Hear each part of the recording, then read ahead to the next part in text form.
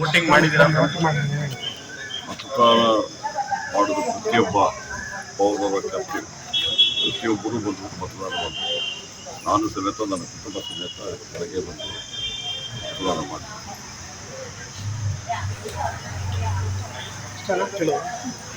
ಏನಾದ್ರು ಪ್ರಶ್ನೆ ಇದೆಯಾ? ಈಗ ಏನು ಕೇಳೋ ಪರಿಸ್ಥಿತಿ ಇಲ್ಲ. ಅಭ್ಯರ್ಥಿಗಳ ಯಶಸ್ವಿ ಆದರೂ ಗೆಲುವು ಕಾಣ್ತಿಲ್ಲ. ಏನು ಇದೆ ಸರ್? ಗೆಲುವು ನಿಮಗೆ ಗೊತ್ತಾಗೋದು ಜೂನ್ 4 ದಿವಸ. ಈ ಹಿಂದೆ ಸರ್ ಈ ಹಿಂದೆನಲ್ಲ, ಈ ಮುಂದೆನೂ ಮಾತಾಡ್ಬೇಕಲ್ಲ. ಚರಿತ್ರೆ ಎಲ್ಲರಿಗೂ ಗೊತ್ತಿರ್ತಾರೆ.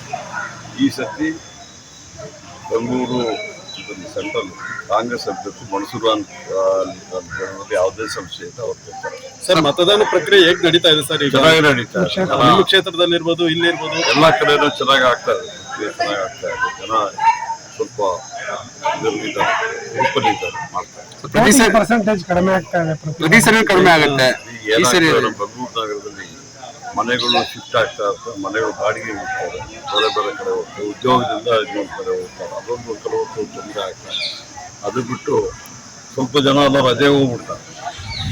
ಈಗ ಫ್ರೈಡೇ, ಸಾಟರ್ಡೆ, ಸಂಡೇ 3 ದಿವಸ ರಜೆ ಬೇಕಾದ್ರೆ ಅವ್ರು ಕೆಲವರು ಅದಕ್ಕೆ ಹೋಗಬಾರ್ದು ಅಂತ ಹೇಳಿದ್ವಿ. ಆದ್ರೆ ಈ ಸತಿ ನೋಡ್ಬೇಕು. ಕಾಲ್ ಮಾಡಿ ಹೋಗ್ತಾ ಇಲ್ಲ. Okay, thank you.